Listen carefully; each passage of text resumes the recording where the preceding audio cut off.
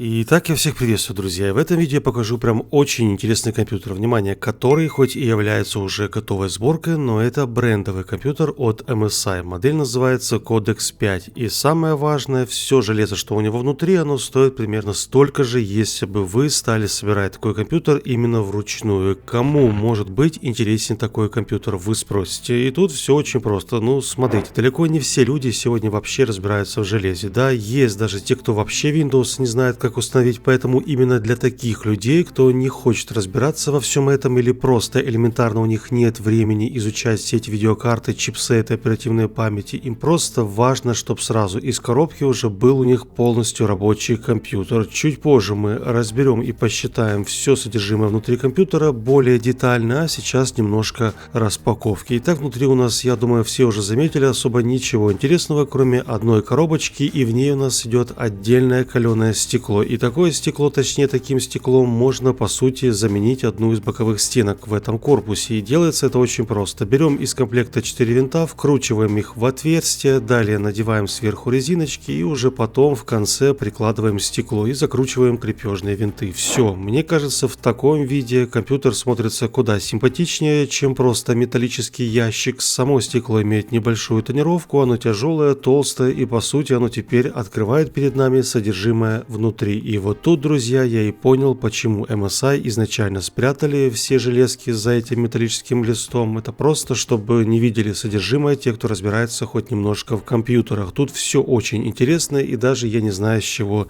начать. Ну, в общем, сейчас давайте все-таки маленькая рекламная пауза, и потом мы сразу вернемся к этим железкам внутри, потому что там есть что рассказать, и на это нужно время. Ну ладно, окей. Итак, парни и девушки, уже очень близко праздники, многие люди уже начали наперед скупать подарочки своим близким и детям, и вот тут у меня есть отличная новость для зрителей из Украины, ведь буквально через пару дней, а именно 16 декабря, пройдут сразу два праздничных открытия магазинов Comfy в ТРЦ Ocean Plaza и Республика Парк. В этом открытии с 16 по 19 число будут очень большие скидки до 50% более чем на 200 товаров, плюс кэшбэк, и по этим скидкам можно купить смартфоны, телевизоры, ноутбуки, мышки, клавиатуры и прочее из большого ассортимента. Comfy – это именно то место, где можно купить не только технику на предстоящие зимние праздники, но при этом еще, конечно, сэкономить до 50%, принять участие в открытии Comfy в Ocean Plaza и Республика Парк. Плюс к этому не забывайте, что у Comfy также есть свое приложение для смартфона, там представлен весь ассортимент и можно удобно делать заказы в один клик и даже получить за это приятный бонус. Обязательно скачивайте приложение, приходите на открытие с 16 по 19 число и выбирайте подарочки для ваших родных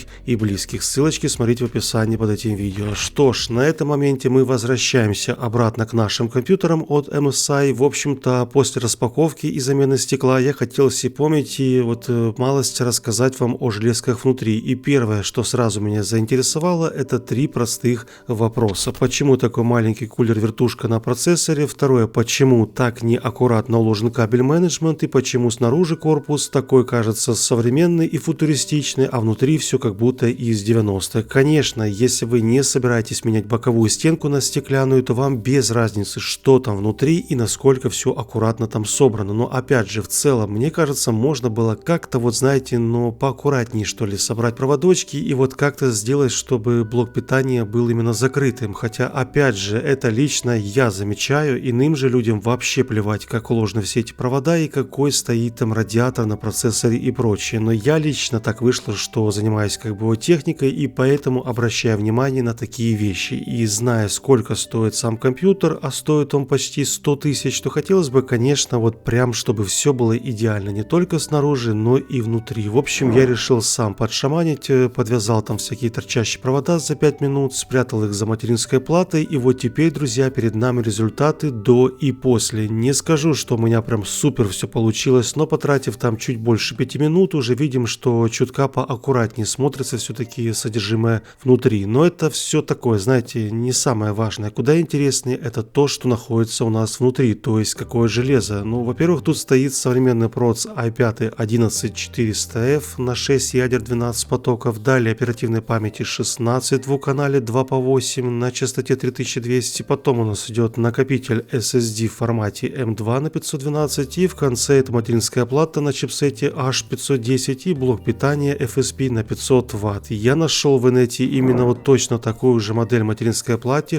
то есть материнской платы, что стоит в этом компьютере. Это действительно бюджетная материнка, но что самое интересное, у нее есть радиатор, а у этой, что стоит в этом компьютере, у нее нету радиатора на чипсете. Иное дело это охлаждение процессора. И тут стоит i5 11400F, я напомню, на 6 ядер 12 потоков. И такой проц, ну, явно не самый простой. И думаю, с такой вот дешевой вертушкой, что поставили в MSI, его температура будет, ну, выше, чем 60, возможно, там 70 или даже 80. Опять же, я не знаю, чем вызвана такая прям сверхэкономия на охлаждение чипсета и процессора, но зато в корпусе, знаете, не сэкономили на посадочных местах под жесткие диски и даже есть внимание места под дисководы из 90-х. В общем, есть, конечно же, спорные моменты, но давайте, наверное, все-таки посчитаем все железо и сравним его с теми ценами, что у нас есть сегодня, скажем, там в DNS или в CityLink. Итак, начнем с самой важной части, это видеокарта 1660 Super. Стоит именно такая 1660 Super от MSI под названием Ventus в DNS примерно 69 тысяч рублей, то есть 70. Далее к этой видяхе плюсуем проц 11400F за 14500, потом сюда же набрасываем материнскую плату, она у нас идет на H510 чипсете, и цена у нее именно за эту мать 5700 рублей. Еще у нас осталась оперативная память, тут все просто, берем самую дешевую 16 оперативы на частоте 3200, и стоит такая память от Samsung, одна плашка 2800, и значит 2 по 8 это уже 5600. Далее у нас есть SSD на 512 Western Digital за 4700 и блок питания FSP на 500 Вт за 3400. Ну и в конце, конечно же, корпус. Вот тут я даже честно не знаю, что это за модель корпуса, и возьмем, так допустим, любой бюджетный кейс от MSI за 5000, возможно 5500. Он примерно плюс-минус имеет такой же внешний вид, и стекло у него тоже имеется. Ну, в общем-то, что ж, итак, общая цена за все это железо без учета сборки и Windows 10 ровно 108 тысяч с копейками, что примерно 40 тысяч гривен. В то же время можно найти такой же компьютер, вот скажем так, примерно на Озоне за 104. А если вообще потратить немножко времени, то я даже нашел такую же сборку за 96 тысяч. Но так или иначе, самое важное, что вся сборка от MSI стоит не больше, чем собирать ее вручную. И это уже хорошая новость. Обычно мы привыкли к тому, что готовые сборки стоят, ну, заметно больше, чем собирать его по частям. Ну ладно, и так, раз уж мы уже посчитали все железо внутри и посмотрели на эти цены, то пришло время, я думаю, и протестировать компьютер. И тестировать я сперва буду именно Full HD. Все же видеокарта внутри хоть и стоит 70 тысяч, но она считалась еще в прошлом среднебюджетной, а сейчас она как бы уже стоит как 3080. И вот для нее прям оптимально это запускать игры в Full HD. Однако тестировать, я напомню, буду на своем широкоформатном мониторе на 34 дюйма, и поэтому обязательно, чисто ради интереса, проверим и на этом же мониторе, но в высоком разрешении 3440 на 1440, что в 2,5 раза больше, чем Full HD. Итак, я выставил высокие настройки и все включенные эффекты в Rainbow 6, и тут в среднем видим от 140 до 150 FPS. В этом плане все замечательно, и можно даже на ультра выставлять без проблем. Если у вас дома есть монитор на 144 Гц, то фреймрейт больше, чем 140 раскроет, так сказать, потенциал вашего монитора. Ну окей, тоже интересно, следом запускаем ту же самую игру, но теперь уже в широком формате 21:9. И в целом я даже не стал понижать настройки до средних и оставил высокие, лишь некоторые эффекты чутка, знаете, прикрутил, чтобы было стабильные 60 FPS. И да, действительно, 1660 Super в разрешении 3440 на 1440 сумела таки выдать порядка 70 или даже 90 кадров. То есть, если рассматривать такой компьютер и с таким большим монитором под сетевые шутаны вроде Контры или Fortnite и Rainbow 6, то здесь даже в высоком разрешении будет все в порядке. Единственное, что меня мало смущает, это, конечно же, повышенная температура на процессоре. Нет, она не прям таки, знаете, критичная или там слишком высокая, там 90-95. Нет, она выше, чем 70 или даже местами 80. И все же, блин, ну поставь сюда хотя бы очень дешевую башню за 800 там, тысяч рублей, мы получили бы заметно ниже температуру. Ну хотя бы там 60-65. Опять же, обычные люди, которые берут такие вот компьютеры, они вообще не в курсе, какая там температура на процессоре. Это мы вот, знаете, вот смотрим все эти компьютеры, там разбираем их, изучаем температуру, а те, кто берет вот такие вот готовые сборки, им, как правило, неизвестны эти скучные цифры температуры. Они просто запускают игры, видят там эти 150 кадров, все замечательно, все супер, есть подсветочка, и остальное уже даже для них вообще не важно. В общем-то, это все как бы, ну, такое. Ну, окей, ладно, идем далее. Давайте продолжаем тестировать компьютеры. Теперь у нас новая 5-я часть Forza. Тут я выставил тоже все настройки на высокие, плюс включил всякие там эффекты. В среднем видим минимально 70, а максимально 90 кадров. Я думаю, можно спокойно пройти игру с таким фреймрейтом. И даже, знаете, вот что самое интересное, на широкоформатном мониторе в высоком, то есть с высокими настройками, но без эффектов тоже ничего, так вот визуальная картинка. И выдает при этом данная машина в 5-й Forza порядка 60 кадров. И это, еще раз повторюсь, большой монитор 3440 на 1440 пикселей. Это высокие настройки и 60 FPS. Как по мне, это отличный результат. Все же я думал, будет не больше 40, но нет, все в порядке. Следом чуть усложняем задачу, запускаем еще одну новинку. Это мультиплеер Halo Infinite. Итак, в этот раз я выставил пресетом средней настройки Full HD и видим с вами в целом почти стабильные 60 кадров. На высоких, к сожалению, здесь не будет 60. Да, Halo все еще только вышла, она явно будет ускоряться за счет патчей и так далее, но пока что в той версии, что у нас имеется, на средних впритык так минимально 60 FPS. Можно, конечно, еще чутка, знаете, понижать масштабирование, чтобы поднять фреймрейт, однако если выставить честный Full HD и средние настройки пресетом, то имеем как бы что имеем, и это все еще нормальные цифры, хотя и в притирочку.